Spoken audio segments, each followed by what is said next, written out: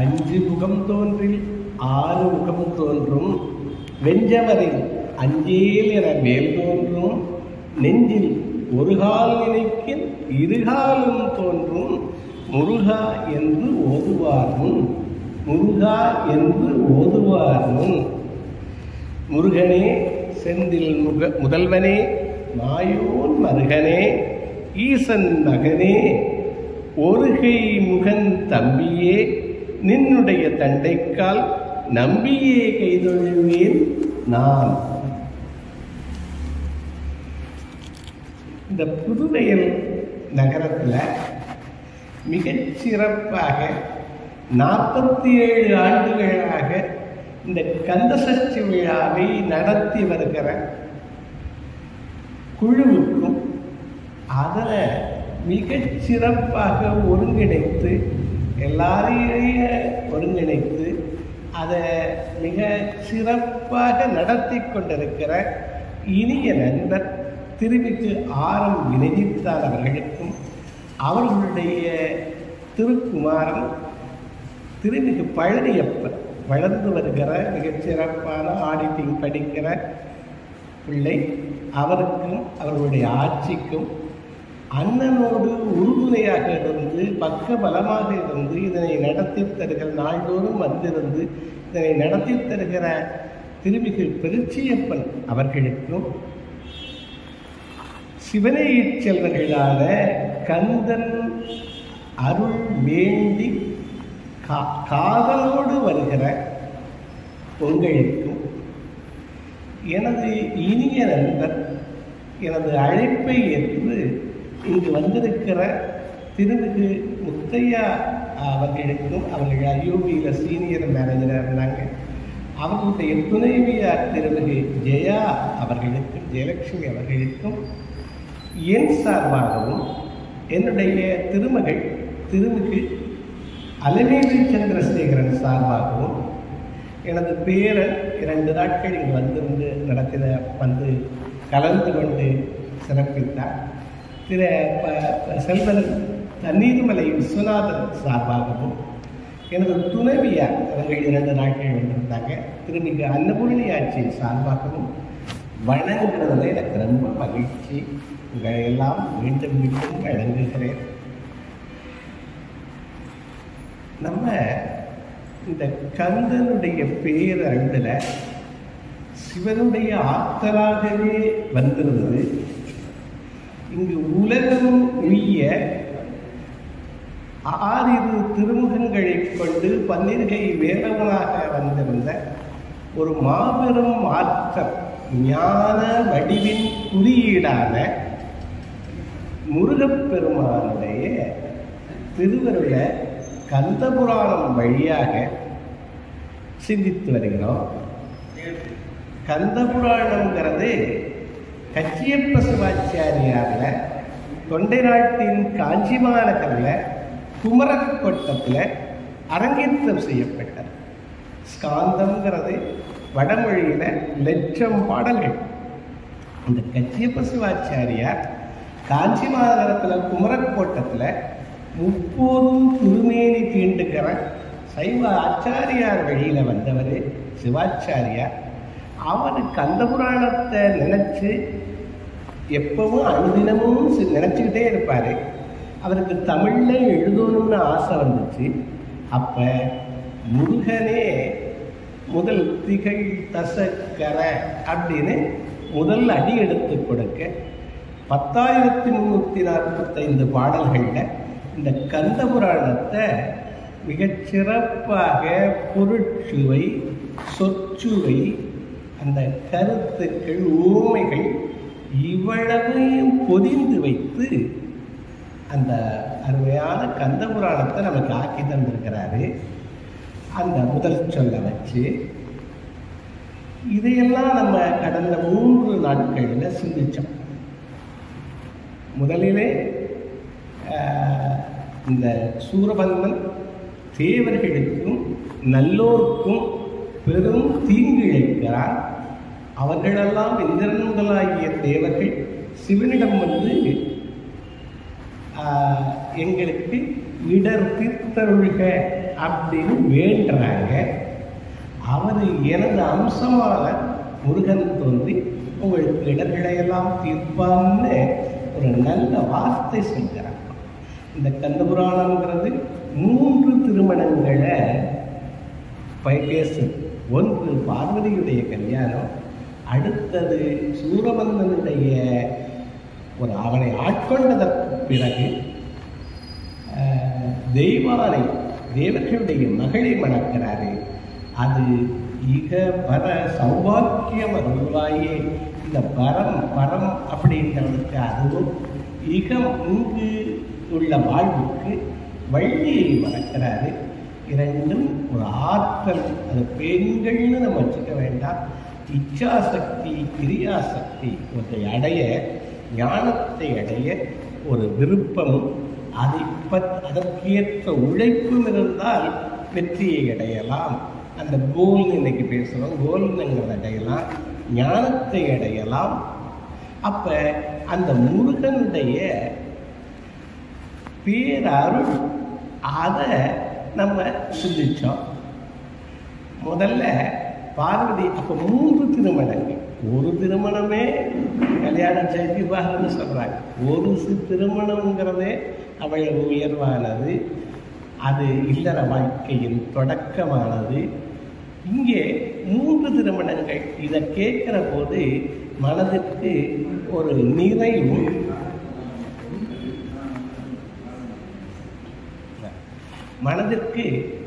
நிறைவு, மகிழ்வு, எண்ணியது நடக்கும் என்கிற நம்பிக்கை, இவ்வளவு அந்த வழிபாடு தரும். முருகனுடைய வழிபாடு தரும்.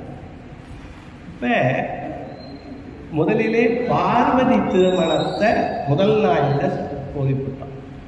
பார்வதி பர்வதராஜனுடைய மகளாக பிறந்து மலை வளர் காதலி பர்வத வர்த்தினியாக அங்கு தவம் இருக்கிறார். சிவனை எண்ணி சிவன் சனகாதி முனிவர்களுக்கு இந்த தத்துவத்தை சொல்லாமல் சொல்லி இருந்ததனை இருந்தபடி இருந்து காட்டி அவருக்கு ஞானத்தை போதிக்கிறதுக்காக அவரும் தவ உருவில் இருக்கார். இவர்கள் 2 பேரும் தவ உருவில் இருந்தால் எப்படி முருகன் தோன்றுவார்? எல்லாரும் இந்திரர்கள்லாம் வேண்டுறாங்க. மன்மதனை அனுப்புகிறாங்க.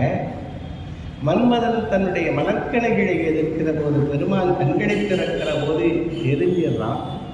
அப்போ ரதி வேண்ட பார்வதி கல்யாணத்திற்கு அப்புறம் மன்மதன் உயிர் பெறுவான்.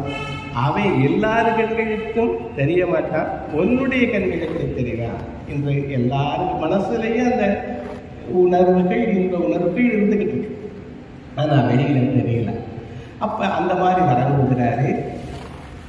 அப்புறம் 2 பேருடைய அந்த ஆற்றல்கள் இணைகிறதுனால பேராற்றலாக முருகனுடைய தீப்பொறிகளாக 6 பொறிகளாக தோன்றி அந்த 6 பொறிகளும் சிவபெருமானுடைய கட்டளைப்படி வாயுவும் அக்னியும் கொண்டு போய் கங்கையில் சேர்க்க இங்கே சரவண பொய்கையிலே 6 முகங்களுடன் முருகன் வீற்றிருக்கிறார்.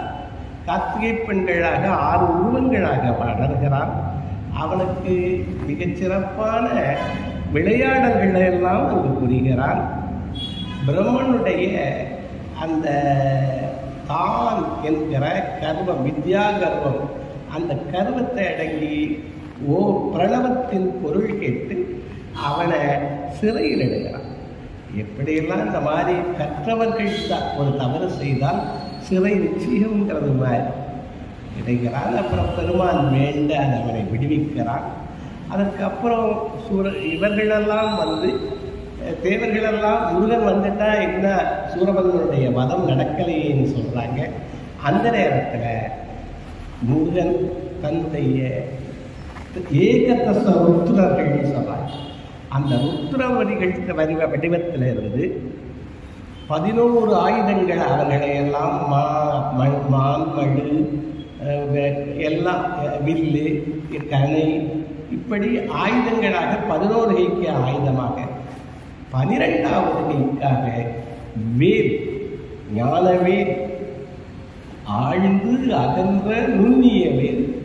நுண்ணியதாக இருக்கணுமா அறிவு, அகண்டு இருக்கணுமா வேலுடைய வடிவம், அது ஆழ்ந்து இருக்கணும். அந்த வேலை சக்தியும் சிவனும் முருகனுக்கு அளிக்கிறார்கள். அதோட நம்ம அந்த 2 நாட்கள், முதல் நாள் பார்வதியுடைய திருமணமும், 2ஆம் நாள் இவரையும் சொன்னோம். இவர்களெல்லாம் லட்சம் வீரர்களை படைக்கிறான். நவ வீரர்களை பார்வதி தேவியுடைய அருளாலும் சிவனுடைய அருளாலும் நவ வீரர்கள் உற்பத்தியாகிறார்கள். வீரவாகு அதற்கு தலைவராக 1,00,000 சேனை எல்லாரும் கைலாயத்திலிருந்து கந்தமலையிலிருந்து வந்து ஒவ்வொரு தலமாக வழிபட்டு வந்து திருச்செந்தூரை அடைகிறார்கள். திருச்செந்தூர்ல எல்லாரும் படைகளெல்லாம் சூழ்ந்திருக்க பெருமாள் வீற்றிருக்கிறான். அப்ப எப்படி இந்த அசுரர்களுடைய உற்பத்தி எப்படி, அவர்களுடைய கதை எப்படி அப்படின்னு முருகன் கேட்கிறான். முருகன் கேட்க சுக்கிராச்சாரியாரை தேவேந்திரன் சொல்லுகிறார். அப்ப அசுரர்களுடைய உற்பத்தி எல்லாம் வருது. எப்படி அசூசை அப்படிங்கிற மாயை அப்படிங்கிறவளோ அரக்கர்களெல்லாம் அழிஞ்சிட்டாங்க. அப்ப அரக்கர்களுக்கு உற்பத்தி பண்றதுக்கு, அது உற்பத்தி காண்டம், உற்பத்தி பண்ணுவதற்காக காசிவரை மயக்கி இவர்களையெல்லாம் அவள் பெறுகிறார். அரக்கர்களை எல்லாம் பெறார். அதெல்லாம் நேற்று சொன்னேன். அரக்க குணம் அது நம்மள்கிட்டையும் இருக்கு. நம்மள்கிட்டயே பொறாமை இருக்கு, கோபம் இருக்கு. அது அந்த பொறாமை கோபத்தோடு கூடுகிற போது பிள்ளைகளும் அந்த பொறாமையோடு பிறக்கிறது. மகிழ்ந்து புலாவி கொடுக்கிற போது பிள்ளைகள் அறிவானதாக பிறக்கிறது. அதையெல்லாம் சொல்லி அப்போ முதல்ல சூரபன்மன், அடுத்தது சிங்கமுகாசுரன், அடுத்தது தாரகாசுரன், ஒரு மகளாக அஜமுகி, இவர்களெல்லாம் தோன்றாங்க. அதற்கப்புறம் லட்சமாக அசுரை சேனை தோன்றுகிறது. இதெல்லாம் சங்கல்பம். அதில் பிறகுது ஆணும் பெண்ணும் சேர்ந்துலாம் பிறக்கிறதுன்னு இல்லை. அந்த இறைவனுடைய அருளாலேயே பிறக்கிறது. சிவன் அருள் பெற்றவன் சூரவன். அப்போ அவனுக்கு துர்போதனை சொல்றான். காசிவர் தந்தை நல்லதை சொல்றார். சிவனை கும்பிடு, தவம் செய்யி, அறத்தை செய்யின்னு அறத்தோடு நில்லுன்னு சொல்றாங்க. ஆனால் மாயை எல்லாரையும் வெற்றிகொள், எல்லாரையும் அடிமைப்படுத்து, நீ பொருள் இருந்தால் தான் இந்த வாழ்க்கை, அதனால எல்லா செல்வத்தையும் உங்கள்கிட்ட அவன் அந்த வரங்களை வச்சு சிவன் தந்த வரங்கள், சிவன் தந்த ஆயுதங்கள், இதையெல்லாம் வைத்து ஏன் இதெல்லாம் சிவன் கொடுத்த அப்படின்னா, இந்த இந்த தேவர்களெல்லாம் தட்சனுடைய யாகத்தில் சிவனுக்கு கொடுக்க வேண்டிய அவிர்வாகத்தை கொடுக்கல, சிவனை மதிக்கல. அவன்தான் இந்த அண்டம், பேரண்டத்தினுடைய உருவம் சிவன். அதைத்தான் உருவம் தான் நான் ஒவ்வொன்றையும் சொல்லிக்கிட்டே வந்தேன். இந்த அண்டத்துடைய, இந்த பேரண்டத்துடைய உருவமான சிவன். இந்த அண்டத்தையே மதிக்கல தேவர்கள். அவர்கள் தட்சன்கிட்ட போய் அந்த யாகத்திற்கு உதவி பண்ணாங்க. அப்போ அவங்க இந்த கடமையிலிருந்து தவறுனதுனால அவர்கள் இந்த துன்பங்களை அனுபவிக்க வேண்டியிருக்கு. இப்போ ஒரு கணவன் அவன் ஒரு கடமையிலிருந்து தவறுகிற போது அந்த குடும்பம் பாடுபடுகிறது. ஒரு மனைவி தன்னுடைய கடமைகளிலிருந்து, பிள்ளை தந்தை சொல்மிக்க மந்திரமில்லை, இதையெல்லாம் காமிக்கிறது தான் முருகனுடைய அவதாரம். தாயை சிறந்தது ஒரு கோயிலும் இல்லை, அப்படியெல்லாம் சொல்றதுக்கு தான் முருகனுடைய அவதாரம். அப்போ முருகன் இதெல்லாம் சொல்றாங்க. அந்த அசுரர்கள்லாம் தோன்றுறாங்க. அவன் யாரையும் எல்லா இடத்துலையும் படையெடுத்து போய் இந்த இந்திரர் முதலானவர்களை எல்லாம் அடக்கி இவன் எல்லா இடங்களுக்கும் அரசனாக அவன் அமரேந்திரன், அதாவது தேவர்களுக்கு அரசன் தேவேந்திரன், அசுரர்களுக்கு அரசன். அப்போ இவன் சூரபன்மன் இருக்கான். அவருடைய ஆட்சியில் கொடும் துயரங்களெல்லாம் அனுபவிக்கிறார்கள். அவர்களெல்லாம் வேண்ட பெருமானுடைய அருளால நீ தோன்றினாய் அப்படின்னு ஃப்ளாஷ்பேக் மாதிரி முருகன்கிட்ட இந்த சூரபன்மன் முதலானவர்களுடைய இதெல்லாம் சொல்கிறார். அப்புறம் அது எல்லாரும் மந்திராலோசனை பண்ணுறாங்க. வீரபாகு தேவரை தூது அனுப்புகிறாங்க. நேற்று தூதினுடைய இலக்கணம்லாம் சொன்னார். அவருக்கு அன்பு, அறிவு, ஆராய்ந்த சொல்வன்மை அதெல்லாம் இருக்கணுமா, உரு இருக்கணுமா. இவ்வளவையும் கொண்ட அந்த வீரபாகு தேவர் அவர் வேற ஒன்றும் இல்லை, சிவனுடைய அம்சம் அவர். அவர் தூது போகிறாரு. அப்போ தூது போகிற போது அவனை இகழ்ந்து பேசுகிறான் சூரன். அவன் பல்லு கூட முளைக்காத பாலகன் அவனா என்ன வெல்வான்னு கேட்குறான். அப்போ நான் வீரபாகு சொல்கிறார், அவன் பாலகன் இல்லை, அருவுருவாகி இருக்கிற ஈசனுடைய அம்சம், அவன் சிவனே ஆவான். அதனால நீ அவனை எளிதாக எண்ணாதேங்கிறாரு. அப்போ இந்த நிலைமையில் நம்ம நேற்று வீரபாகு தூதில் அவன் ஒத்து வர மாட்டாங்கிறத நமது பெருமானிட்ட திருச்செந்தூரிலே படைவீடு அமைத்திருக்கிற பெருமானிடம் ஆறுமுக வள்ளலிடம் சொல்கிறார். அது அவரை சொல்கிறதோட வீரபாகுடைய தூதனுடைய நிறைவோட எப்படி பார்க்கிறோம். இதற்கு அப்புறம் சூரபன்மனுடைய ஒரு ஆட்கொள்ளப்படுதல் தான் மற்ற சகோதரர்களை தான் அழிக்கிறார். ஏன்னா அசுரர்கள் கூட்டம் பெருங்கூட்டமாக இருக்கு, அதை அழிக்கிறாரு. சூரபன்மனை ஆட்கொள்கிறாரு முருகன். இதற்கு அப்புறம் தேவர்கள் தேவசேனாவதியை திருமணம் செய்து கொடுக்கிறாங்க. வள்ளியுடைய திருமணம், அவன் தேவராஜனுடைய மகளாக வளர்ந்தவளை தேவசேனையை மணக்கிறாரு முதல்ல. அப்புறம் மாறிலா வள்ளி வாழ்க்கன்னு வேடுவரசனுடைய மகளாக பிறந்த அந்த சுந்தரவல்லி என்கிற வள்ளியே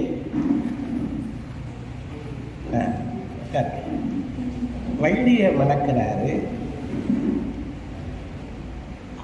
அதற்கப்புறம் வாழ்த்தோடு இவனுக்கு பட்டம் கட்டுவதோடு, தேவேந்திரனுக்கு பட்டம் கட்டுவதோடு இந்த கந்தபுராண கதை நிறைவுறுகிறான்.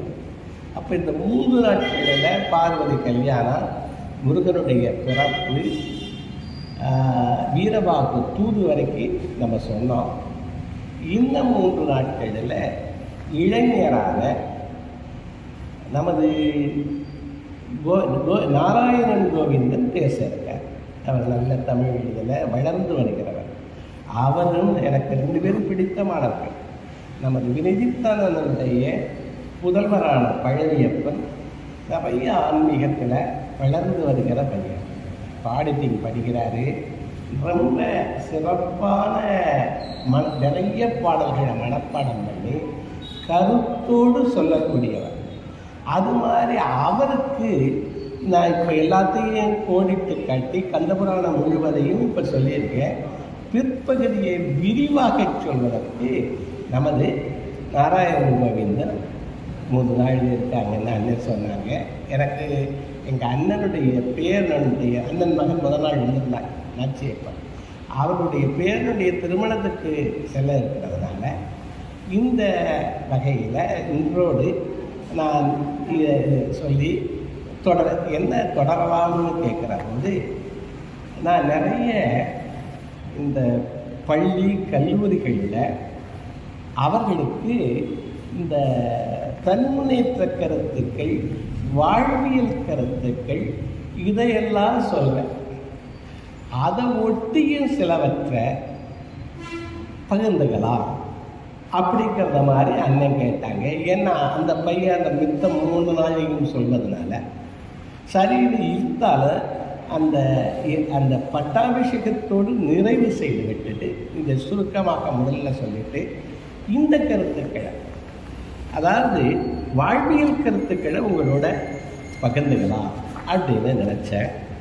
அண்ணனும் சொன்னாங்க, ஏன் இறைவன் எங்கே இருக்காருங்கிறது நமக்கு தெரியும்.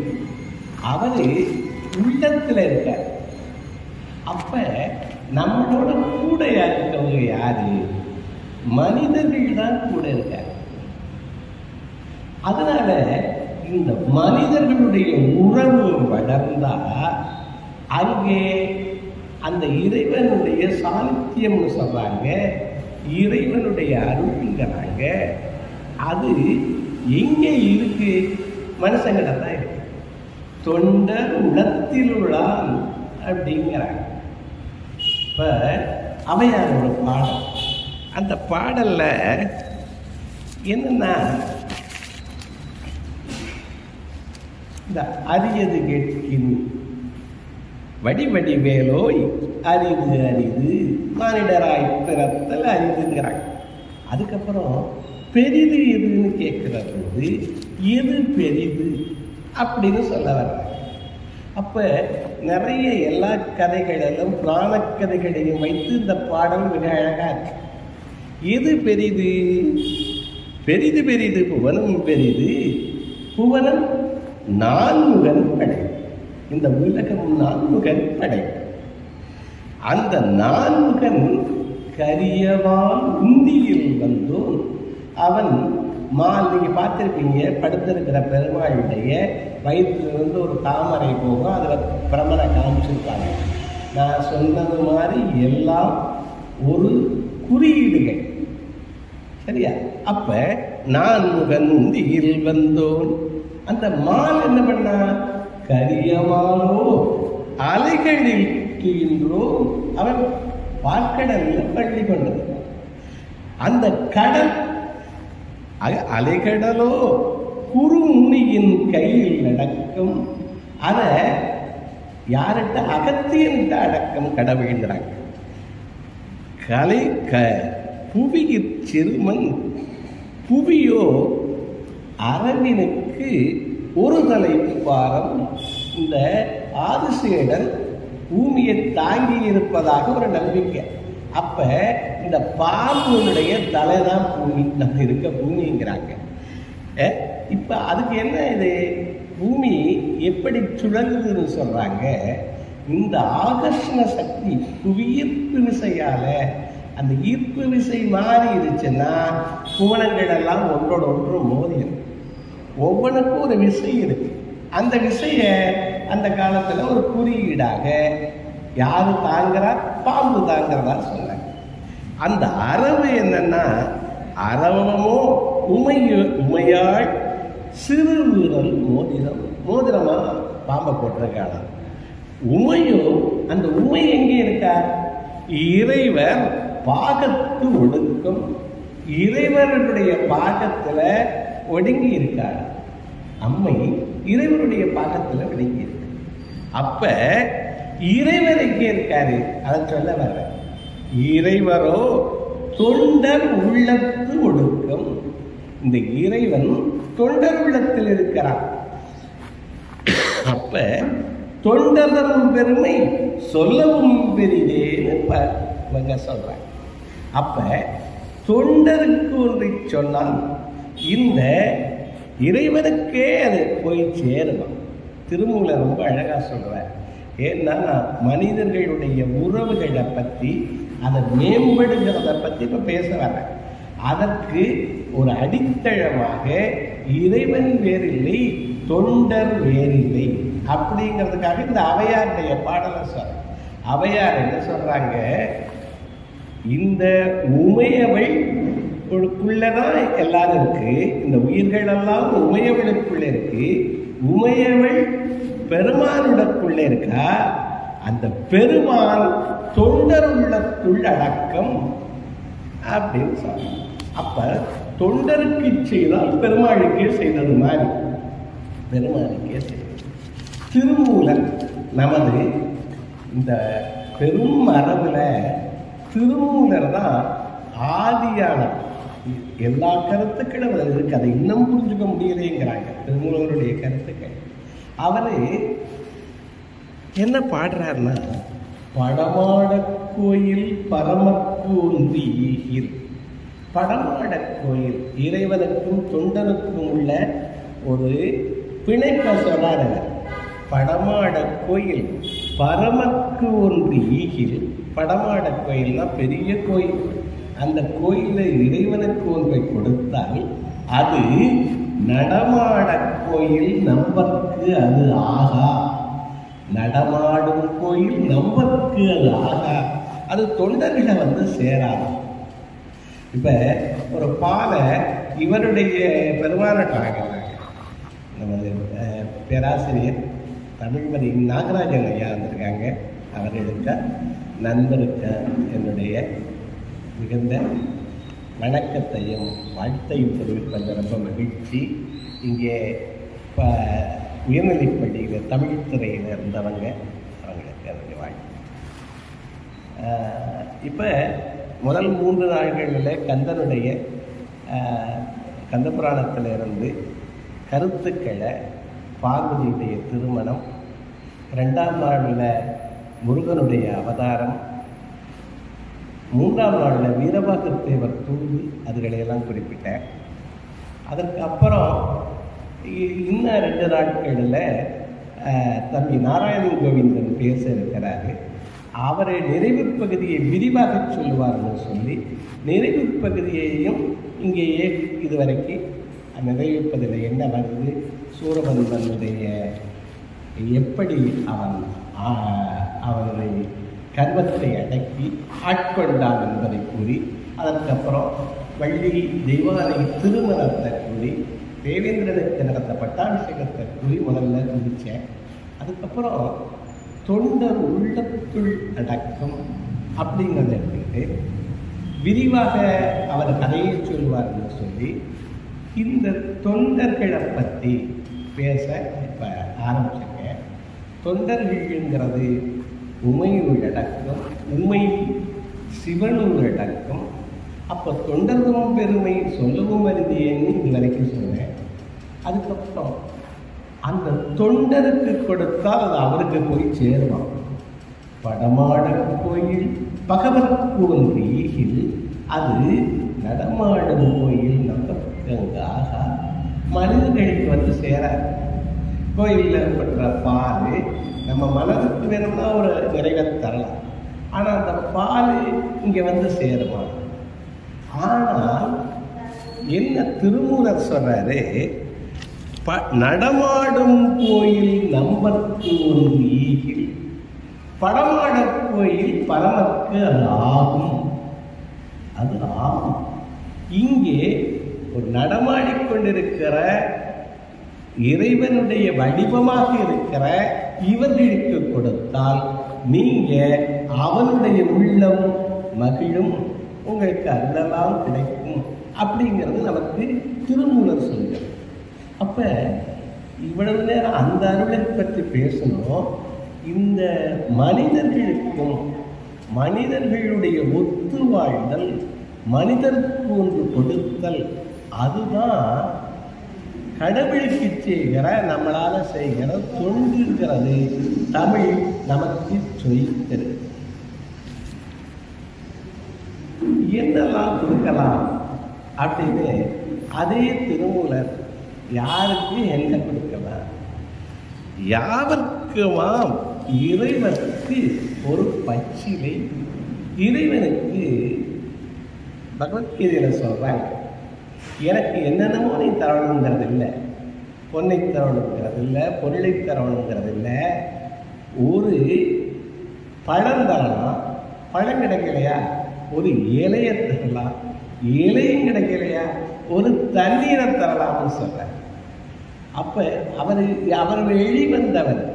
நம்ம தான் இதுகளெல்லாம் கொடுத்தா ரொம்ப கிடைக்க அப்படின்னு நினச்சிக்கிட்டு எல்லாம் செய்யலாம். அப்ப என்ன சொல்றாரு, யாவர்க்குமா எல்லாருக்கும் இறைவனுக்கு ஒரு பச்சிலை, யாவர்க்குமா பசுவுக்கு ஒரு வாயுரை, பசுவுக்கு ஒரு அகத்திக்கீரை வாயாச்சு கொடு, எதையாது, அதாவது அகிரணை பொருள்களுக்கும் கொடுக்கணுங்கிறாங்க, ஓரறிவுள்ள 5 அறிவு உள்ள உயிரிழைக்கும் கொடுக்கணுங்கிறாங்க, இந்த பசுவுக்கு கொடுக்கிறது, காக்கைக்கு கொடுப்பது, நாயை வடுகவாகரமாக எடுத்து அவருக்கு செய்கிறது, இது எல்லாமே எது கடவுளுக்கு செய்கிறது தான் சொன்னார். பசுவுக்கு ஒரு வாய் புல்லாச்சுன்னு கொடுங்க, சரி அதுவும் போக முடியலையா, யாவர்க்குமா உண்ணும் போது ஒரு கைப்பிடி. இந்த நமக்கு தமிழ் சொல்லித்தருகிறதே என்ன? இன்னும் தமிழ் சொல்லித்தருது, தம்மிலிருந்து தமது வாக்குண்டற்றால் அம்மா அறிவை வியக்கு. அதாவது மங்கையோடு மணாளன் ஆடியதை சொல்ல முடியுமான்னு நமது இலக்கியம் கேட்குது. திருக்குறள் சொல்லுது அதை சொல்ல முடியும். என்னன்னா கேட்குதா? நல்லா கரெக்டாக கேட்குதா?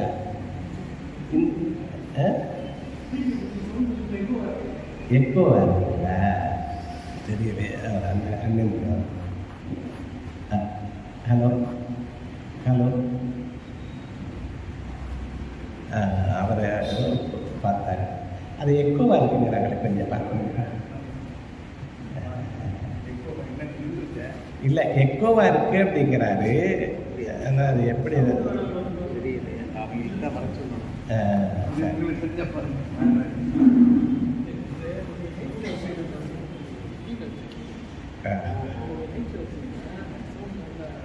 சரி, இது லேசாக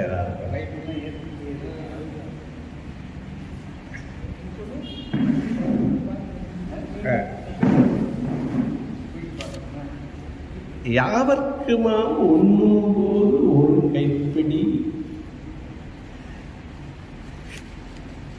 யாவர்க்குமாம் புறக்கு இன்னுரைந்தானே. அப்ப நான் உண்ணும்போது ஒரு கைப்பிடி அப்படிங்கிறத சொல்லிக்கிட்டு இருந்தேன். இப்ப பரவாயில்லையா? இல்லாட்டி மைக் ஆஃப் பண்ணிட்டு பேசலாமா? நல்லா இருக்கு. அப்ப எல்லாருக்கும் என்ன முடியும்? நான் சொன்னேன், மங்கை மணாளனோடு ஆடியதை சொல்ல முடியாது, அது அவங்க தான் உணரணும். ஆனால் திருக்குறள் சொல்லுது, தம்மில் இருந்து தமது பார்த்து உண்டற்றால் அம்மா அறிவு வியக்கு. அதாவது நம்ம வீட்டில் இருக்கணுமா, நம்ம சம்பாதிச்ச பொருளை பகுத்து உண்டால் கிடைக்கக்கூடிய இன்பம் என்னுடைய காதலியை தழுவுகிற போது, என்னுடைய மனைவியை தழுவுகிற போது ஏற்படுகிறதுன்னு திருக்குறள் சொல்லுது. அப்ப நீங்க காதலிய மனைவியை அது ஒரு காலம் வரைக்கும் தான் தழுவலாம். ஆனா இந்த விருந்தோம்பல் நம்ம சம்பாதிச்சதை பகிர்ந்து தரும். இப்ப எல்லாரும் இந்த நிகழ்வுக்கு தங்களால் முடிஞ்சதை இங்கே கொடுக்குறீங்க, பலரும் அதை செஞ்சு செய்கிறாங்கன்னு அண்ணன் சொல்றாங்க. அப்ப இதெல்லாம் பகிர்ந்தல் தான். எதையெல்லாம் பகிரலாம் அப்படின்றதான் சொல்றாங்க. நான் இப்ப பேசவும் போறேன், அதைத்தான் இப்ப சொல்ல போறேன். அப்ப அவரு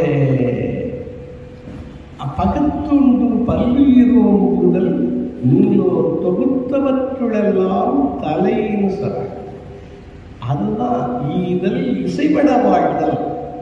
எதையெல்லாம் கொடுக்க முடியும் அடுத்தவங்களுக்கு அப்படிங்கிற போது நமக்கு திருமூலர் சொல்லித்தர்றாரு, ஒரு கைப்பிடி அரிசியாச்சும் கொடுங்கிறார்.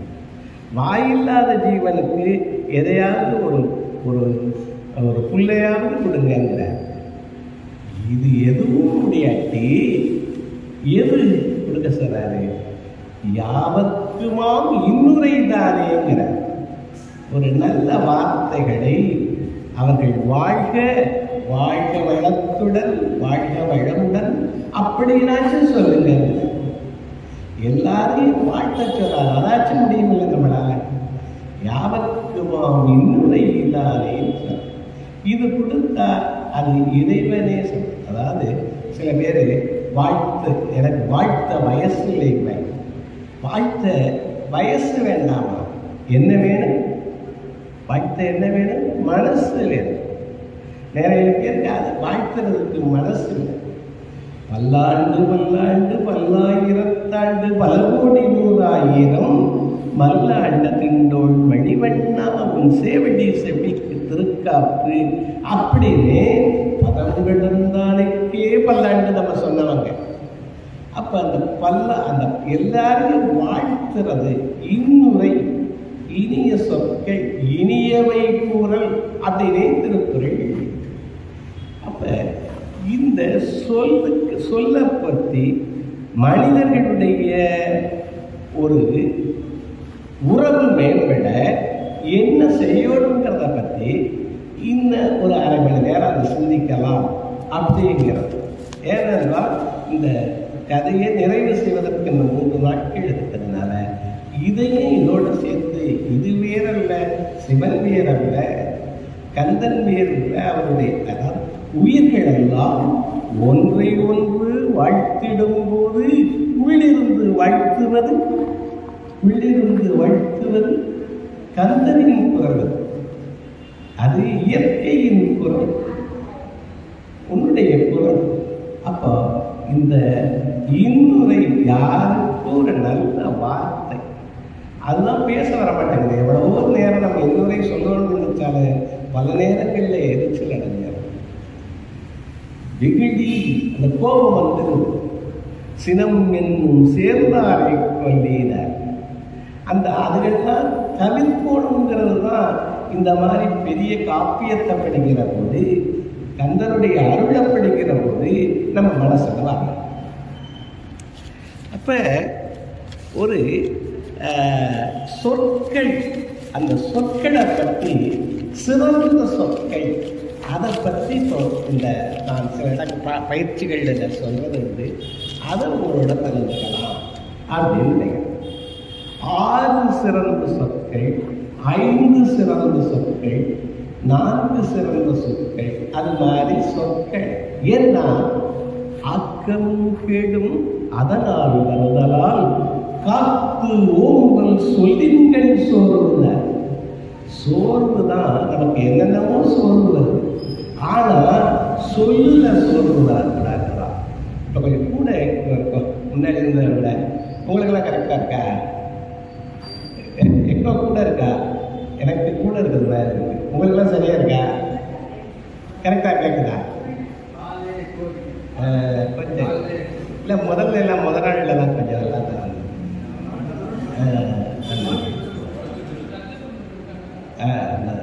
இங்கே நல்லா இருக்காங்க.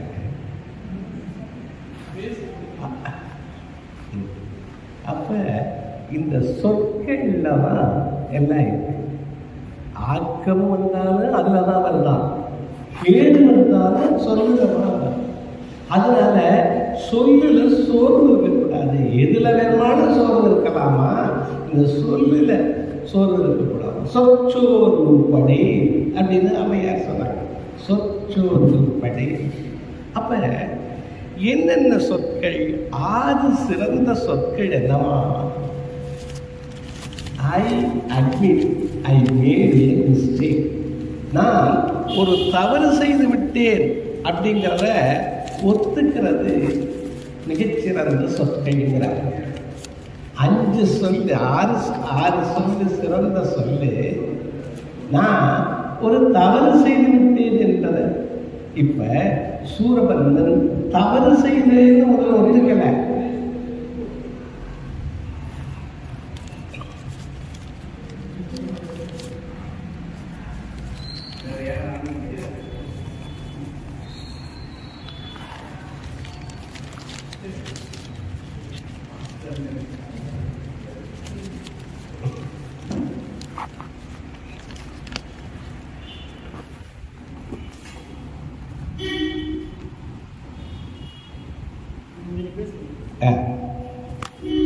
சூரன் தவறு செய்தவங்கிறத ஒத்துக்கல.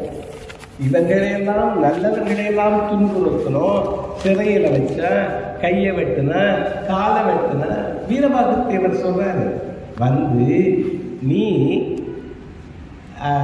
அவர்களையும் எல்லாம் விடுவித்து பெருமானை சரணடைந்தால் நீ உயிர் வரலாம்னு சொல்றாரு. ஆனே அவர் பாலகன்கிறார்.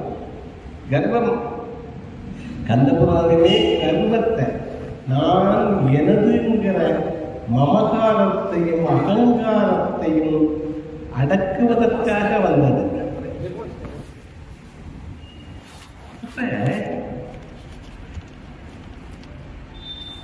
தீயவையே செஞ்சாலும் பெருமான்கிட்ட போனா அவருக்கு உய்தி உண்டுங்கிற.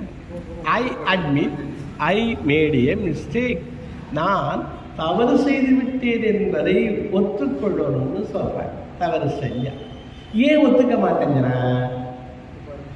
ஏன் ஒத்துக்க மாட்டேங்கிறேன்? ஈகோங்கிறேன். எட்ஜிங் காட் அவுட்டா.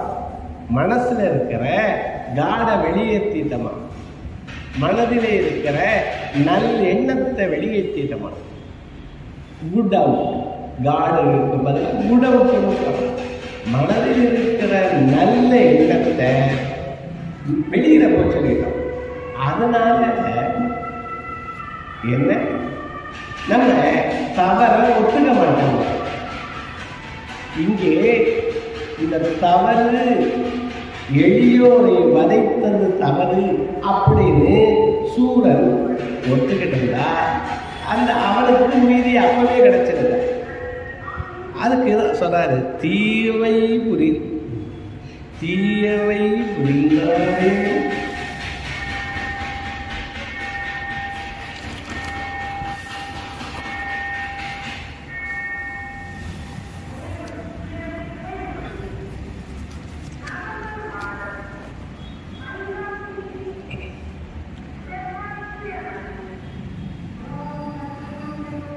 தீயவை புரிந்தாரேனும் குமரவேல் திருமுன்றால் தூயவராகி மேலை தொல்கதி அடைவருங்கை ஆயவும் வேண்டும் கொல்லோ அடு சமர் இந்நாள் செய்த அடுத்த போரை இன்று செய்த மாயையின் மகனும் ஒரு மாயையால மாயையின் மகனும் அன்றோ வரம்பிலா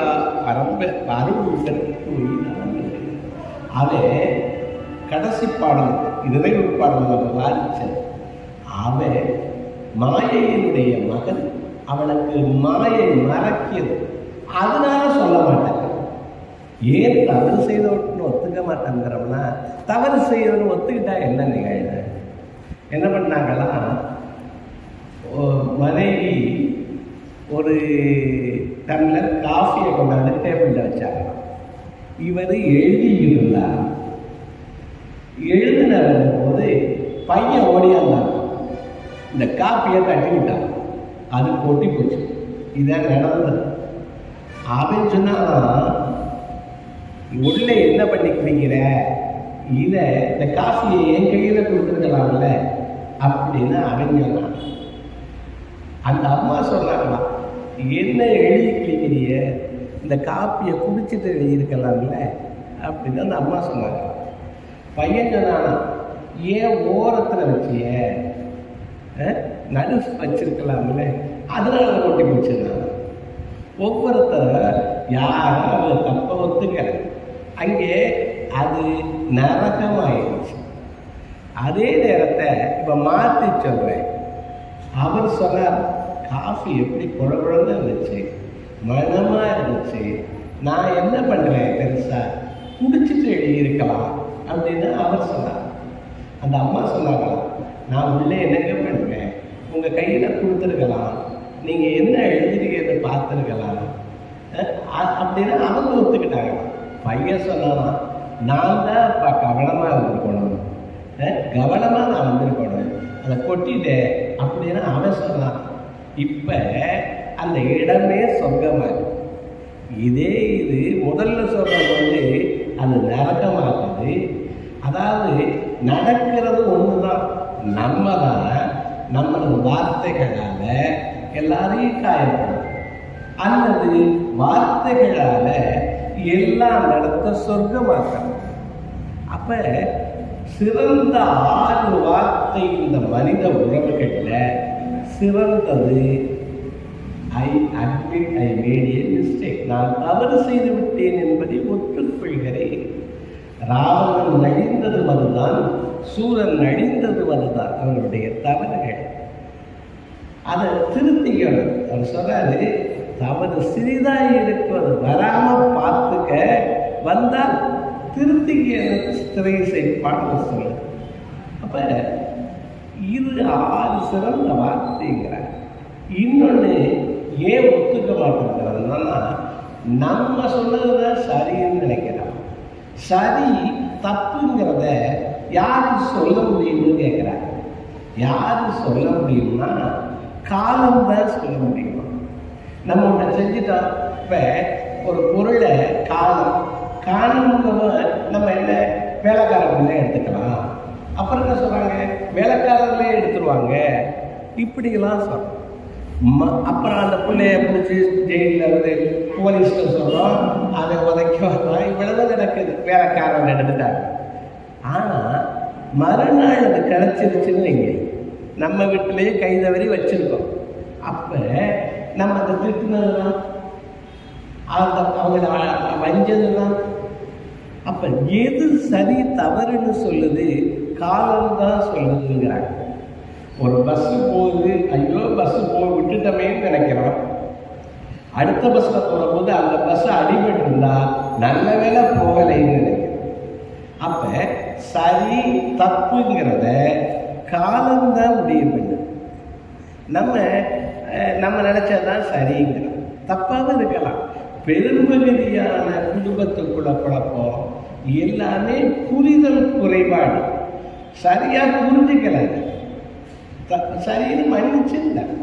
அப்ப இந்த 6 வார்த்தை முக்கியமானதுன்னு. சரி, 5 வார்த்தை எது சரி, அதோட முடிஞ்சதுப்ப காலை ஒருத்தர் வெளியில வச்சுக்கிட்டு உட்காந்துருந்தான். ஒருத்தர் மிதிச்சுட்டான். மிதிச்சா சாரின்னு சொல்லிட்டா அதோட முடிஞ்சிருச்சு. அந்த மிதிச்சவன் கேட்டானா, காலை உள்ள வச்சுக்கப்படாது, சும்மா இருக்கான். இவன் சொன்னான், உனக்கு கண்ணி எங்க இருக்குன்னு கேட்டான். இந்த சண்டையெல்லாம் அந்த தவறை ஒத்துக்கிட்டோம்னு வச்சுக்கோங்க, அதோட முடிஞ்சிடும். தவறு வராம பார்த்துக்கணும். விழுந்த இடத்துலயே திரும்ப விழுகக்கூடாது, அது முக்கியம்.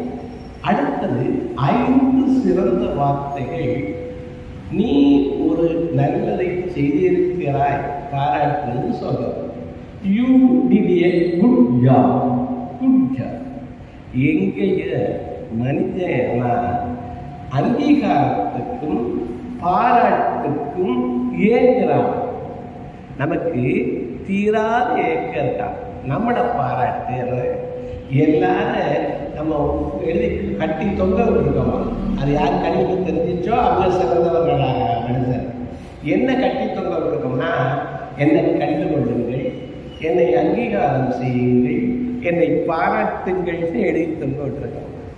அந்த பாராட்டுனா அது அங்கே மனித வாழ்க்கையை நல்லது விடுது. பாராட்டுகள் அருமையாக அமைச்சு வைப்பாங்களாம் மனைவி. இவர் தின்னுட்டு ஒன்றும் சொல்ல மாட்டார். ஒரு நாள் மனைவியை அடுத்த வீட்டுக்கார அம்மாவும் பேசிக்கிட்டு இருந்தாங்களாம். அந்த அம்மா கேட்டாங்களாம், உங்கள் கணவர் எதையெல்லாம் பிரியமா சாப்பிடுவார்? இந்த அம்மா சொன்னாங்களா, இவர் தான் அப்படி சொன்னது இல்லையே, எதை பாராட்டுனது இல்லையே, எதை போட்டாலும் திங்கி எதை போட்டாலும் திங்கிய சொன்னாங்களா அந்த அம்மா. அப்போ பாராட்டணுங்கிறாங்க மனந்திரம். இதை கேட்டுட்டு ஒருத்தர் ஒரு வீட்டுக்கு போனாங்க, ரசம் ரொம்ப நல்லா இருக்குதா.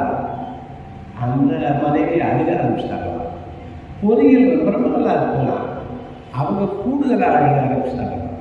இவர் ஏமா அழுகிறாயின்னு கேட்டாரா, தினம் உனக்கு நான் தான் மன்னிச்சு போட்டுனேன், இன்னைக்கு கொஞ்சம் தலைவலி, இந்த பொரியல் ரசமும் அடுத்த வீட்டிலேருந்து வாங்கியாச்சு.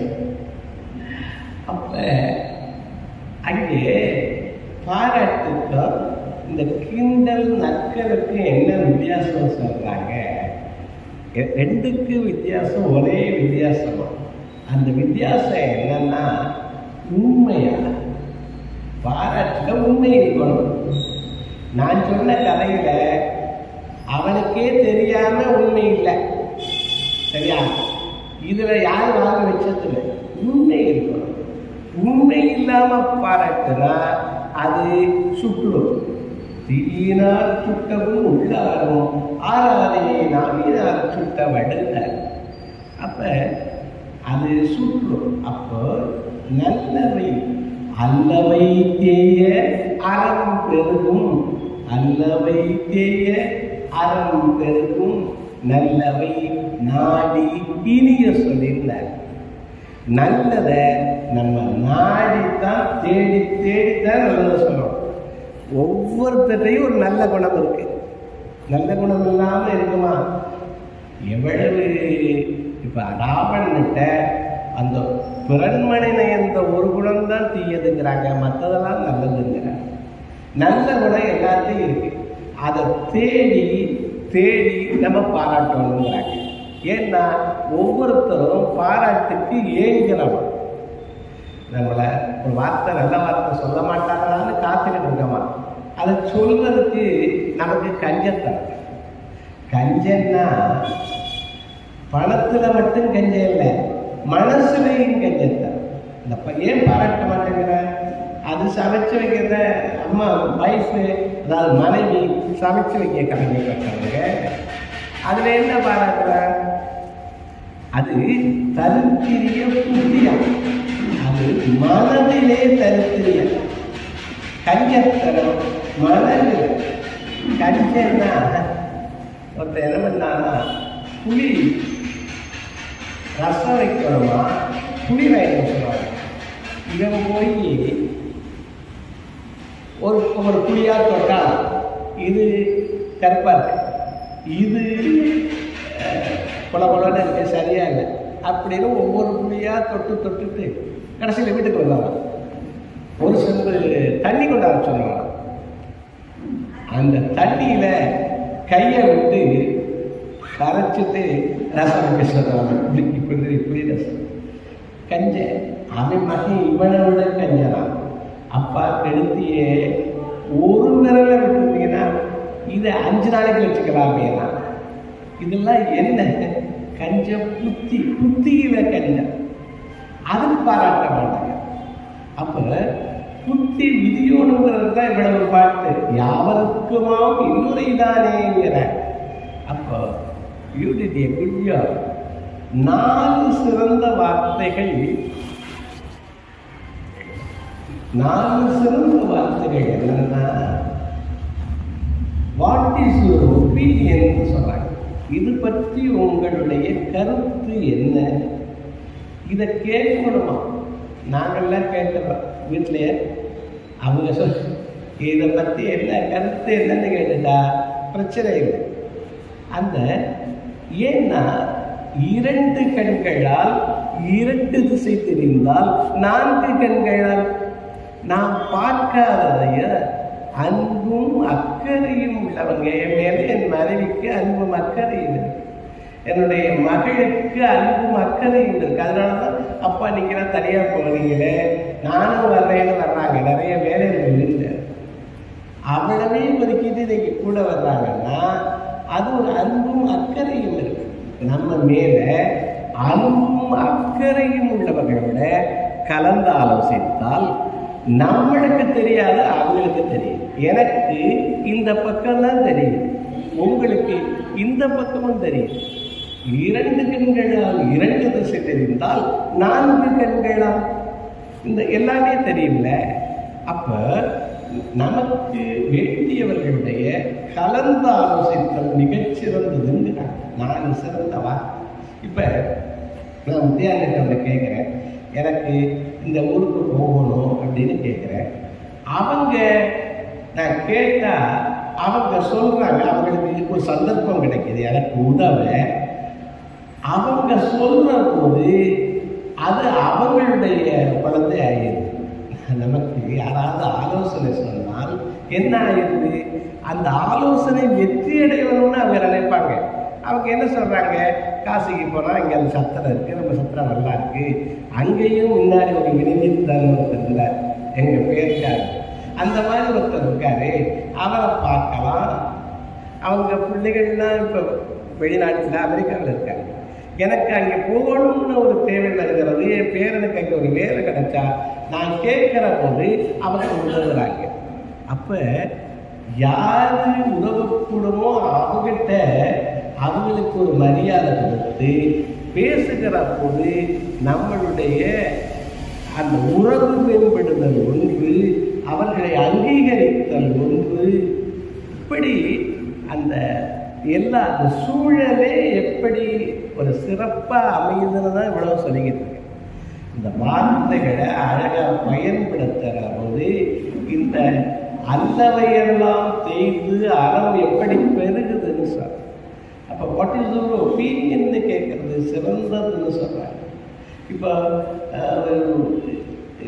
கலந்து ஆலோசனைலாம் நம்ம வீடுகளில் சொல்லுவோம், வீட்டில் கலந்துக்கிட்டு சொல்லுவோம்.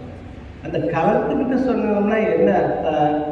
நமக்கு அதை பற்றி நினைச்சு பார்க்கறதுக்கு ஒரு நேரம் கிடைக்கும்.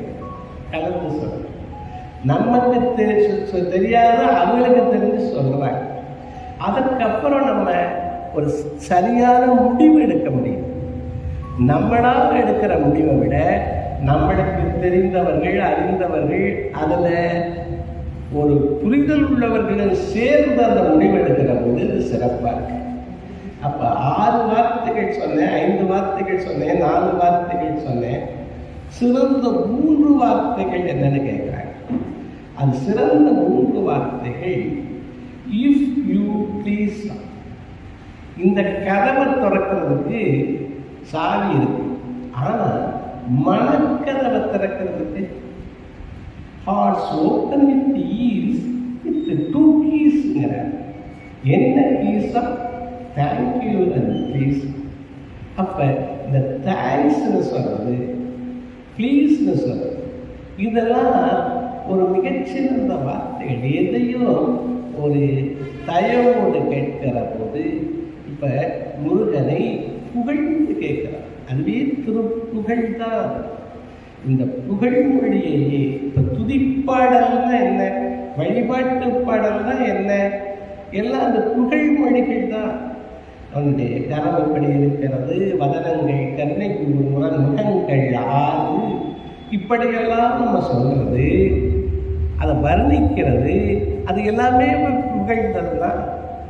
பிள்ளைகளை வர்ணிக்கிறது, பல்லாண்டு பல்லாயிரத்தாண்டு சொல்ல மல்லாண்டதுண்டோ மணிவண்ணா உன் சேவடி செவிதிருக்கு அப்படின்னார். அதுக்கப்புறம் உன் கையில் இருக்கிற சங்குக்கு பல்லாண்டு, உன் கரத்தில் இருக்கிற சக்கரத்துக்கு பல்லாண்டு, உன்னுடைய மார்பில் இருக்கிற லட்சுமிக்கு பல்லாண்டு. இது பூரா என்ன? அந்த புகழ் மொழிகள் தான். அந்த ப்ளீஸுங்கிற வார்த்தை அதை சொல்லுகிற போதே ப்ளீஸ் தயவு செய்து அது சிறந்த வார்த்தைகள்னு சொல்றாங்க. பின்னாடி வந்தவர்களுக்காக சொல்றேன். அதாவது முதல்ல 3 நாட்களிலும் நான் சொன்னதெல்லாம் சுருக்கி சொன்னேன். அதுக்கப்புறம் இந்த 2 நாட்கள் இருக்கிறது, தம்பி பேச இருக்கிறார்கள். இந்த இடைப்பட்டதில் மனிதனுக்கு செய்தால் இறைவனுக்கு செய்தது, மனித உறவு மேம்பட்டால் இறைவனோடு நல்லிணக்கம் கொண்டதாக இருக்கும். அதற்கு திருமூலர் சொன்னேன், அவையார் சொன்னேன். இப்போ மனிதர்களோடு நல்லிணக்கம் வருவதற்கு என்னென்ன வார்த்தைகளால் தான் வருது அப்படிங்கிறத சொல்லி சிறந்த 6 வார்த்தைகள், சிறந்த 5 வார்த்தைகள், சிறந்த 4 வார்த்தைகள் சொல்லி இப்போ 3 வார்த்தைகள் எனக்கு இருக்கும். அது இஃப் யூ ப்ளீஸ், தயவு செய்து நீங்கள். இதுதான் வழிபாடு, அதுதான் கரெக்ட். எதையும் அந்த மனம் குளிர சொல்லணும் அப்படிங்கிறது தான் முருகனுடைய பாடல்களில் சொல்லுது. செவிகுளிர சொல்லணும். அதே தான் அவரே அரணால் 2 செவிகளையும் உரைச்சாரா அந்த பிரணவ மந்திரம். அது அவரே பணிந்தார். யாரு? பெருமானே பணிந்து இவர் சொன்னதை கேட்டார். அந்த குருவுக்குள்ள மரியாதை எப்படி கொடுக்கணும்? பாலகனாக இருந்தாலும் அவன் உயர்ந்த பொருளை சொல்கிறான், அவனுக்கு என்ன மரியாதை கொடுக்கணும்? இப்படி பல வாழ்வியலை நமக்கு கற்றுத்தருதுங்கிறதையும் நாம் பார்க்கணும். அருளியலை கொடுக்கறதோட இந்த கந்தபுராண கதை, கந்தனுடைய கதை, இந்த கந்தன் கதை அமுதம் நமக்கு அருளை கொடுக்குற போது வாழ்க்கையில் சொல்லிக் கொடுக்குறதுங்கிறத சொல்றதுக்கு தான் இருந்து சொல்லிக்கிறார். ரெண்டு சிறந்த சொல் தேங்க்யூன்னு சொல்றாங்க. நன்றி சொல். நமக்கு நன்றி சொல்லவும் தெரியலையா, நன்றியை பெற்றுக்கொள்ளவும் தெரியல. நிறைய பேருக்கு இந்த தேங்க்ஸ் சொல்வது விட தெரியும். நன்றி சொல்வது எப்படி, நன்றியை பெற்றுக்கொள்வது எப்படி? ஒருத்தர் அருமையான ஒரு வீடு கட்டியிருந்தார். வீடுக்கு கிரக பிரவேசத்துக்கு இவர் ஒருத்தர் போன போது வீடு நல்லா கட்டியிருக்கீங்க அப்படின்னு சொல்லுகிற போது இவர் சொன்னார், இலக்கியத்தை எள்ளுருண்ட, இங்கே கடன் பட்டு அங்கே கடன் பட்டு இந்த பேங்கில் இது பண்ணி கொஞ்ச நேரம் சட்டம் குறைச்சல நாயா அழைச்சி இந்த வீட்டை கட்டுவேன் அப்படிங்கிறான். இதை எப்படி சொல்லணுமா, நான் இந்த வீட்டை என்னுடைய மனைவியினுடைய ஒரு உதவியாக, ஒத்துழைப்பாக, என்னுடைய பிள்ளைகளுடைய அந்த உதவியாக, நண்பர் வழிகாட்டுறதுனால இதை நான் கட்டுவேன். இவ்வளவு சிறப்பாக தான் அமைஞ்சிச்சு அப்படின்னு சொல்லி நன்றி யாருக்கு சொல்லணும்? நன்றி கடவுளுக்கு சொல்றது வேற, கூட இருக்கவங்களுக்கு நன்றி சொல்லணுமா? நமக்கு நன்றி சொல்ல தெரியலைங்கிற ஒருத்தர் பாராட்டுனா அதை பெற்றுக்கு தெரியலைங்கிறார். இப்ப ஒருத்தர் ஒரு மீட்டிங்ல ரொம்ப நல்ல விதமா பேசினார். பேசிட்டு கீழே இறங்குற போது ஒரு நண்பர் சொன்னாரா, நீங்க ரொம்ப நல்லா பேசுனீங்க இன்னைக்குன்னு சொன்னாராம். இவன் சொன்னானா, நான் என்னமோ உளறி கொண்டுனேன், நீங்க தான் ரொம்ப பெருசா சொல்றீங்க, என்னமோ அடக்கமா சொல்றதா நினைச்சு. அப்ப அந்த நன்றியை வாங்கிக்க தெரியல, பாராட்ட வாங்கிக்க தெரியல. எப்படி சொல்லணுமா, நான் சிறந்தவர்களுடைய நூல்களை படித்து, நான் இந்த கந்தபுராணம் 3 நாட்கள் சொல்வதற்கு கீவாஜாவுடைய நூலை படித்து, பொற்களிக்கைங்கிற அரிசோவுடைய நூலை படித்தேன். இந்த மாதிரி சிறந்தவர்கள் கிருபானந்த வாரியாருடைய ஒரு சிறு நூலை படித்தேன். இந்த மாதிரி நூல்களை படித்ததுனால எனக்கு வந்துச்சு. நண்பர்களுடைய உரைகளை கேட்டேன், அதனால என்னால் பேச முடிஞ்சிச்சுன்னு சொன்னால், எனக்கு என் மனைவி என் வீட்டில் துணை இருந்தார்கள், என்னுடைய மகள் உதவினார்கள். நான் படிப்பதற்குன்னு நான் சொன்னேன்னா இந்த நன்றியை அவர்களுக்கு தெரிவித்தது மாதிரியாக அவர்கள் மனமும் மகளும் என்னுடைய மனமும் மகளும். அப்ப நமக்கு நன்றி சொல்லவும் தெரியலையா, நன்றிய பெறவும் தெரியல. என் நன்றி கொண்டாக்கும் உய்வுண்டா உய்வில்லை, செய் நன்றி கொன்ற மகற்கு. இந்த வீரபாகுவுக்கு அணைத்துக் கொள்கிறான் முருகன் அவரை. அதே மாதிரி அனுமனை ராமன், உனக்கு நான் என்ன தர முடியும் அப்படின்னு சொல்லிட்டு என்னை பொருந்துற புல்லுக. ராமன் எந்த உயரத்துல இருக்கான், இவனை பொருந்துற புல்லுகன்னு சொல்ற. அப்ப அவ்வளவு நன்றி அவர் பெருமானாக இருந்தாலும் உதவியவருக்கு நன்றி தெரிவிக்கிறார். அந்த நன்றியை சொல்லணுங்கிறாங்க. எதைய வெளிப்படுத்தினாதான் தெரியுமா, பாராட்டையும் வெளிப்படுத்தணும், எல்லாம் மனசுல இருக்குன்னு சொல்லிட்டு இந்த நன்றியையும் வெளிப்படுத்தணும், வாழ்த்துறதை வெளிப்படுத்தணும். இவ்வளவையும் செஞ்சா இது 2 சிறந்த வார்த்தை. தேங்க்யூங்கிறது சொன்னாங்க. இதுவரைக்கும் 6 சிறந்த வார்த்தை. நாம் தவறுகளை ஒத்துக்கொள்ள வேண்டுங்கிறது முதல்ல. நாம் யாரையும் மனம் திறந்து பாராட்டணும், உண்மையாக பாராட்டணுங்கிறது 5 சிறந்த வார்த்தை. 4 சிறந்த வார்த்தை, அடுத்தவங்கள்ட்ட ஒரு ஆலோசனை பெறுதல் 4 சிறந்த வார்த்தை. 3 சிறந்த வார்த்தை, அந்த ப்ளீஸ், இஃப் யூ ப்ளீஸ் அப்படிங்கிற வார்த்தை இரண்டு சிறந்த வார்த்தை நன்றி செலுத்துதல். இப்ப ஒரு சிறந்த வார்த்தை என்னன்னு சொல்லப்படும். அந்த ஒரு சிறந்த வார்த்தை என்ன? ஒரு சிறந்த வார்த்தை மனித உறவு மேம்படுவதற்கு ஒரு சிறந்த வார்த்தை. அது என்னன்னு சொல்றாங்க? முதல்ல ஐ, நான் அப்படின்னு இருந்தா அங்கே உறவுலாம் உடஞ்சிருக்கும். என்னன்னா நான், எனது. இப்ப சூரன் ஏன் அழியறான்? நான் அப்படிங்கிற கௌரவம், கர்வம். நான் இந்த சிவனுடைய வரத்தால இந்த உலகங்கள் எல்லாத்தையும் ஆழ்கிறேன், தேவேந்திரனை அடிமையாக்கினேன், தேவேந்திர மகனை சிறப்பிடிச்சேன், தேவ மகளிர்களை சிறப்பிடிச்சேன். இப்படி நான்கிற ஒரு கர்வம்.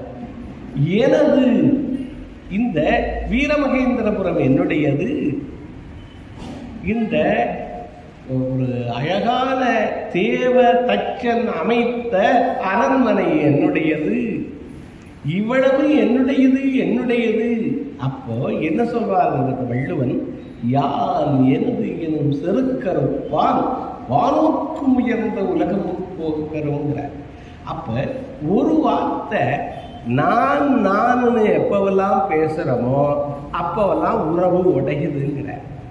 தன்னலம் எப்ப இருக்கோ அப்பவெல்லாம் உறவு உடையுதுங்கிற. 4 நொடியில யாரையும் கவரலாம்னு சொல்றாங்க. இதுல முக்கியமான வார்த்தை நீ, நீங்கள். ஒவ்வொருத்தரும் நான் நல்லா, அவங்க நல்லா இருக்கணும்னு நினைக்கிறாங்க. நம்மள அவங்க நல்லா இருக்கணும்னு நினைச்சிருக்கீங்க. அப்ப அந்த உறவு நல்லா இருக்கும். எப்படி? யூ, நமக்கு முன்னாடி யார் இருக்கீங்க? நீங்க இருக்கீங்க. உங்களுக்கு மனம் கொள்ளுமாறு ஒரு சில வார்த்தைகளாவது நல்ல வார்த்தைகளை சொல்லணும். தான் உங்களை முன்னிலைப்படுத்தி நான் பேசுறோம். உங்களுக்கு உதவக்கூடிய வார்த்தைகள். இந்த மனிதர்களோடு பழகுகிற போது சிலவற்றை விட்டுட்டு சிலவற்றோட நல்லா இருக்கிற போது நமக்கு உறவு நல்லா இருக்கு அப்படிங்கிற வார்த்தை. மனசுல கஞ்சம் வேண்டாம். தவறு இருந்தால் ஒத்துக்கிட்டா நல்லதா இருக்கும், சிறப்பாக வந்துடலாம். அப்படியெல்லாம் மறுபடியும் தவறு வராமல் பார்த்துக்கலாம். இதையெல்லாம் நான் உங்களுக்கு சொன்னால் ஏதாவது ஒன்று, அதாவது வாதத்தில் வெல்ல முடியாது. வெல்வது வாதமாக இருந்தால் தோற்பது தோழமையா. வாதத்தில் யாரையும் ஜெயிக்க முடியாது. அது தோல்விதான். என்ன இழந்துடலாம்? ஒன்று வாதத்தில் ஜெயிக்கலாம், ஆனால் இந்த உறவு உடைஞ்சிடும். அப்போ அந்த ஒத்து போகிறது, அனுசரித்து போகிறது.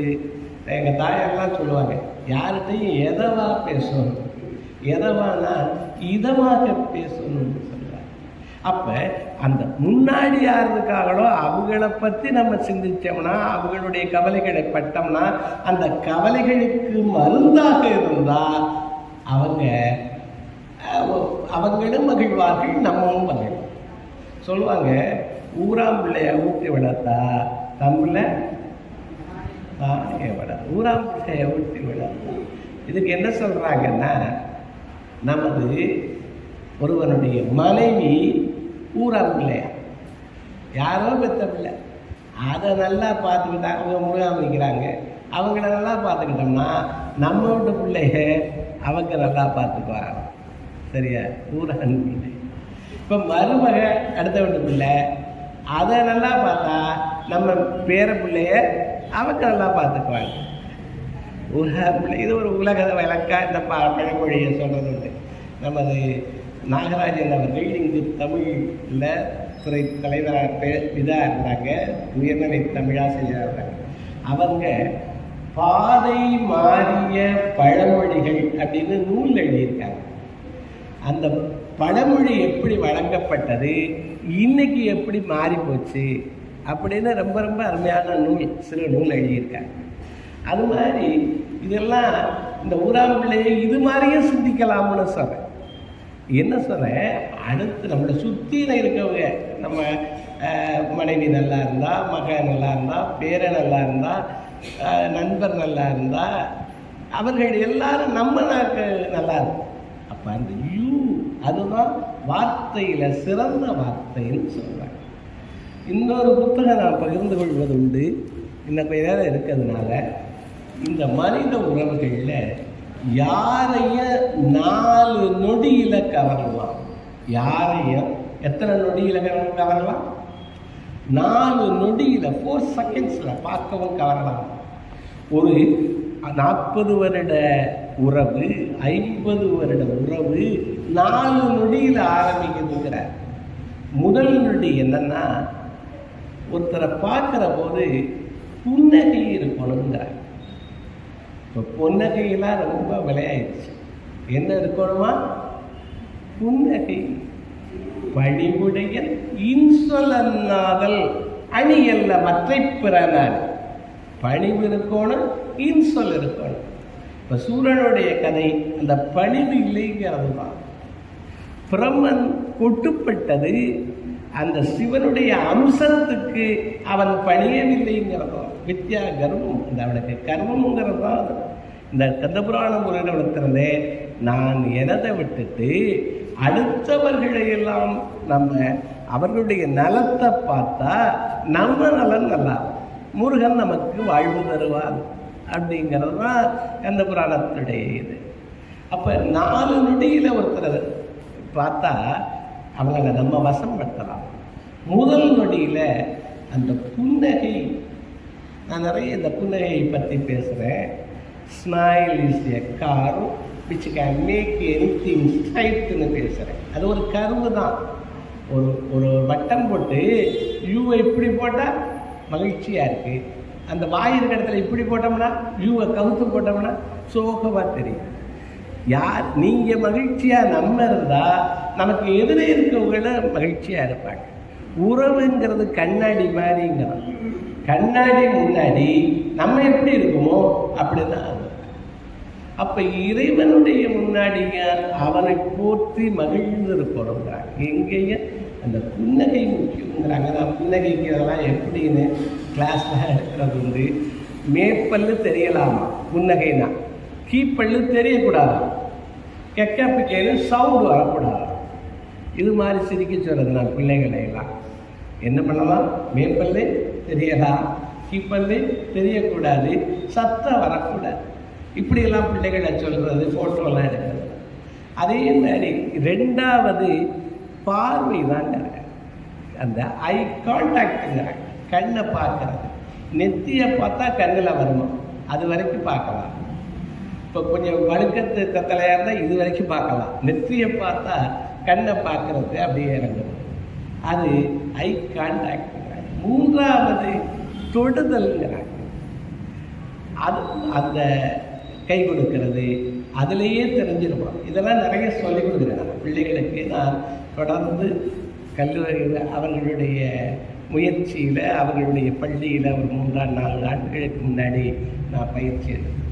இதில் நான் அதாவது இப்போ நமது ஆரம்ப கீர்த்தனர்களுடைய ஒரு தூண்டுதலால் தான் இந்த கந்தபுராணத்துக்கெல்லாம் மாறி இருக்கேன்.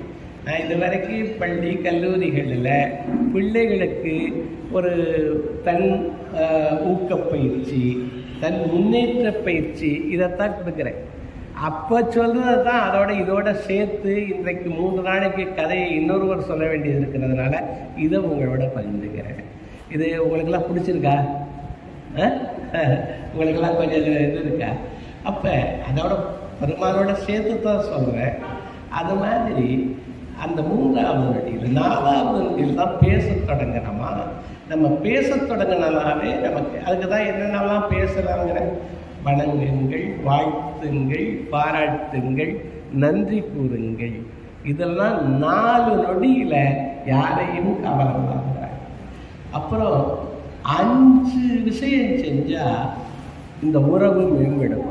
5 லவ் லாங்குவேஜஸ், 5 அன்பு மொழிகள் ஒரு புத்தகம்.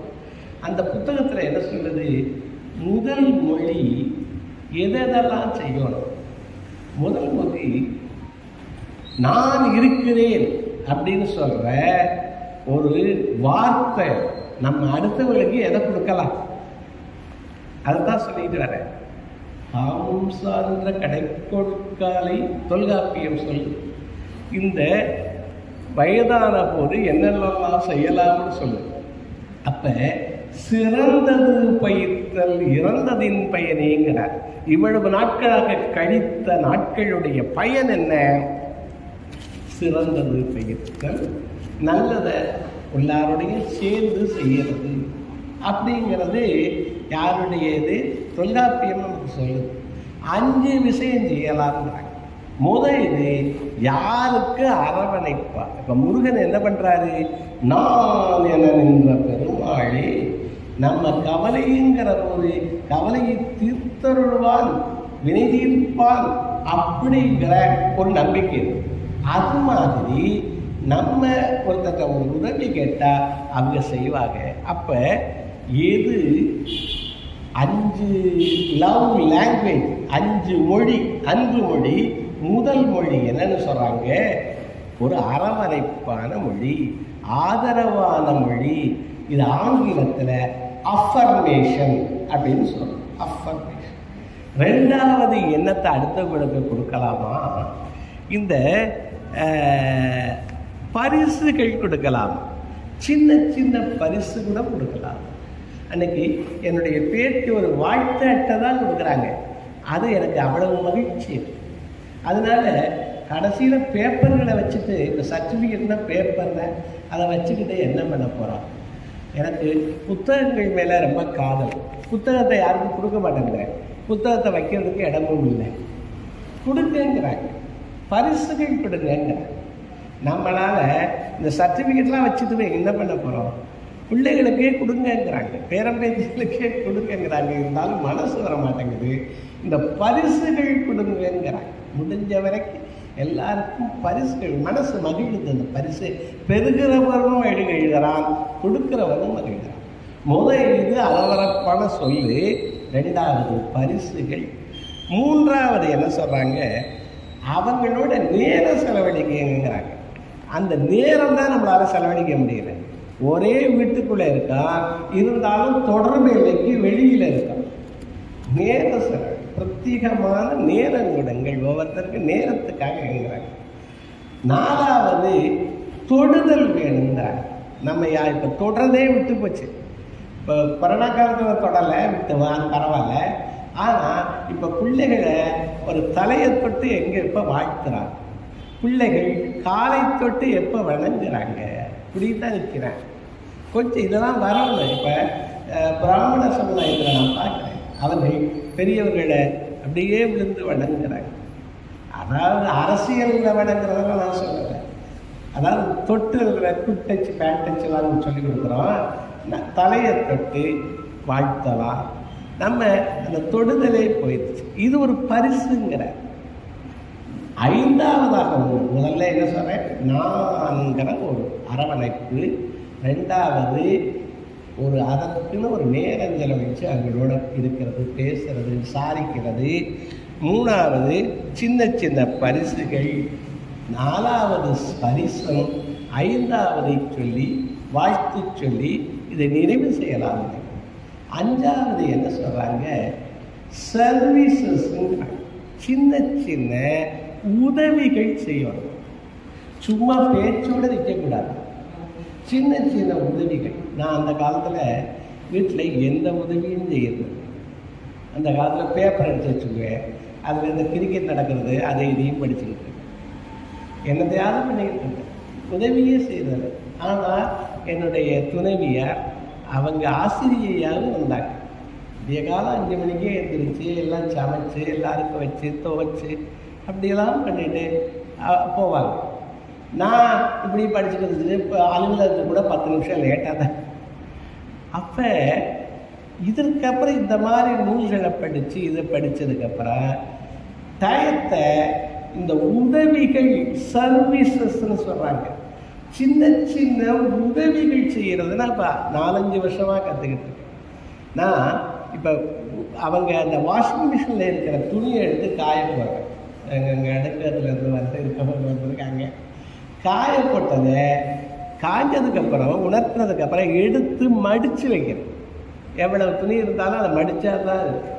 இப்போ சமயங்களில் சில தூசிகள்லாம் கிடந்தால் கூட அதை ஒதுக்கி அதையெல்லாம் பண்ண ஆரம்பிக்கிறேன். கொஞ்சம் கொஞ்சமாக நம்மளால் முடிஞ்சது. இது வரைக்கும் உட்காந்துக்கிட்டு படித்து எப்படி தான் பண்ணிக்கிட்டேன், ஒன்றும் பண்ணலை. இந்த சின்ன சின்ன வேலைகளால் நம்ம வீடு சுத்தமாக வேண்டாததை வெளியில் தூக்கி போட்டால் வேண்டியதை வைக்கிறதுக்கு இடம் கிடைக்கும். இதெல்லாம் ஒரு சர்வீஸு. வேண்டாததை சேர்த்து நம்ம வீட்டில் வேண்டாதது எவ்வளோ இருக்குன்னு பாருங்கள். பழைய ப்ரஷ்ஷு, பழைய விளக்கம், பழசு என்னென்ன இருக்குன்னு போய் பாருங்களேன். உங்கள் வீட்டில் பழைய தொண்டிலாம் ஆகும்னு வச்சுருக்கோம், ஒன்றும் ஆகாது. நம்ம பிள்ளைகளுக்கு வச்ச பொருட்களையெல்லாம் எண்ணி பாருங்களேன். என்ன ஆச்சு? வெறுமா பாய். இப்போ பாய் எடுத்து அப்படியே ஒரு ஒதுக்கி தான் போட்டேன். அதை பயன்படுத்தலை. இருக்கிற பயன்படுத்துங்க, முடிஞ்சதை கொடுங்கிறத நம்ம சொல்கிறோம். வாழ்க்கையே இதெல்லாம் அன்பு மொழியா. அப்போ இந்த சர்வீசஸ் முடிஞ்சதை எதையாவது முடிஞ்சதா இந்த எங்கள் தாயார் சொல்லுவாங்க சத களவாணித்தனம்பாங்க. சத களவாணித்தனமாக நம்ம செட்டியவர்களில் நல்ல சொற்கள். சதையை களவாண்டு என்ன பண்ண போகிறோம்? ஏன் வேலை பார்க்கலை? சத களவாணித்தனம். அந்த நமது உடலாலும் மொழியாலும் பிறருக்கு என்ன செய்ய முடியுமோ அதை செய்யணும். அப்படி செஞ்சோம்னா கூட இருக்கவங்களுக்கு அந்த உறவு நல்லா இருக்கும். இந்த சொற்களோடு இந்த அருமையான கந்த புராணத்தை வாழ்க்கை தத்துவங்களோடு சேர்த்து பார்க்கிற கிடைத்த எனக்கு வாய்ப்பு. அவர் சொல்றாரு, காதலித்து கேட்கணுமா, கற்பதற்கு எனக்கு ஒரு வாய்ப்பு, இதை சொல்லுவதற்கு ஒரு வாய்ப்பு. இந்த பெரு வாய்ப்பு திருமிகு வினைதித்தாள் செட்டியார் அவர்களால், அவருடைய குழுவால், உங்களுடைய இந்த உதவியாலும் நடக்கிற ஒரு அருமையான ஒரு சபை, ஒரு அறிவார்ந்த சபை. அதிலேயும் பெண்கள், அதாவது ஒரு ஆணுக்கு சொன்னால் ஒருத்தனுக்கு சொன்னது மாதிரியா, ஒரு பெண்ணுக்கு சொன்னால் ஒரு குடும்பத்துக்கே சொன்னது மாதிரியா. அப்போ இது மாதிரி 30-40 குடும்பங்களுக்கு சொல்ல கிடைத்த ஒரு வாய்ப்பு. அதுவும் ஒரு கந்தபெருமானுடைய அருட்கதையை அவன் ஒரு சூரனை ஆட்கொண்ட கதையை இங்கே வரம்பிலா ஆற்றல் பெற்று உயிர்ந்தான் யாரு? சூரன். அதோட சேர்ந்ததுனாலேங்கிற கதையை அவனை சரண் புகுந்தால் வரம்பில்லாத வரங்கள் தருவான் என்பதை உங்களோட பகிர்ந்துக்கிட்டு இந்த வாழ்த்தை சொல்லி நான் இதை நிறைவு செய்யலாம் அப்படிங்கிற நினைக்கிறேன்.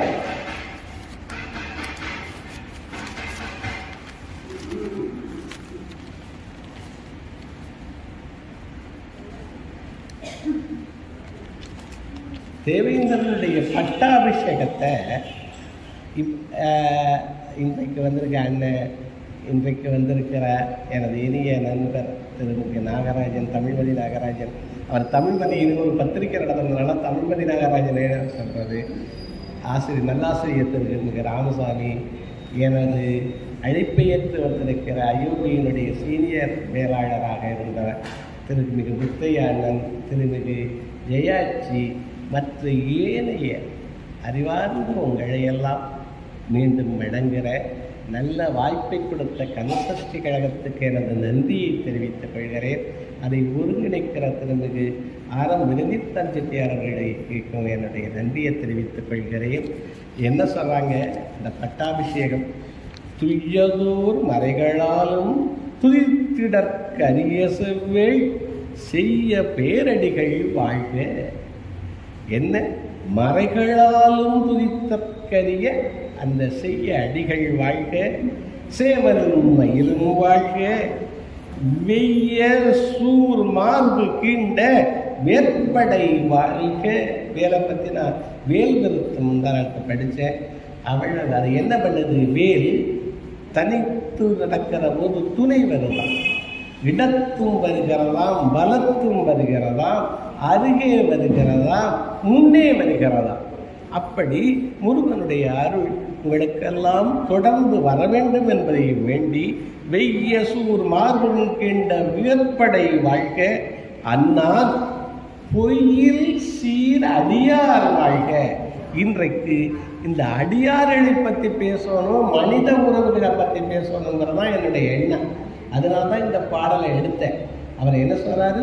பொய்யில் சீர் அடியார் வாழ்க. நான் சொன்னேன், பாராட்டுகிற போது உண்மை இருக்கணும், அந்த பொய்யான பாராட்டு இருக்கக்கூடாது. அவருடைய அடியார்கள் எல்லாம் பொய்யில் சீரடியார்கள், பொய்யில் சீரடியார் வாழ்க, வாழ்கை புவனம் எல்லாம் அப்படின்னு கந்தபுராணத்தை கட்சியப்ப சுவாமியார் அவர்கள் நிறைவு செய்கிறாங்க.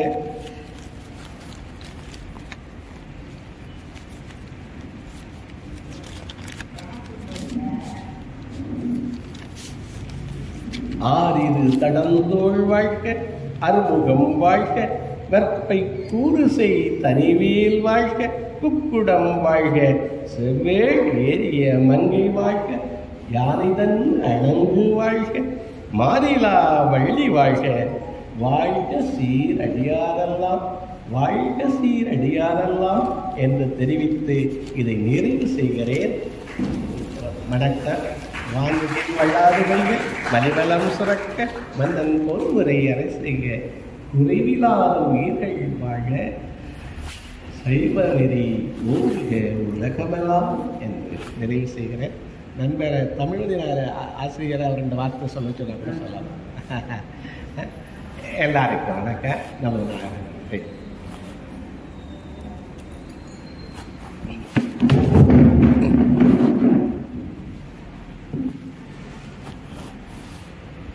புதுவையில் ராமநாதன் செட்டியார் மேல்நிலைப் பள்ளியின் மேனாள் தலைமையர் தமிழாசிரியர் திரு நாகராஜன் அவர்கள், ஐயர் வரும் வரை எல்லாம் இப்பொழுதுதான் கோயில் மிகவும் தாமதமாக திறந்து பூஜை நடந்து கொண்டிருக்கிறது. இந்த வளர்புரை செலுத்தி அவர் வரும் வரை திரு நாகராஜன் அவர்கள் சிறிய உரை நிகழ்த்துவார்கள். அதற்கு பிறகு திரு மெனித்தரன் அவர்களுக்கு நன்றி பாராட்டி பேச வேண்டும்.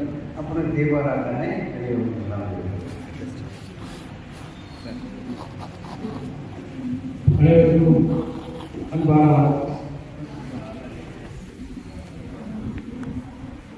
அன்பிற்கினிய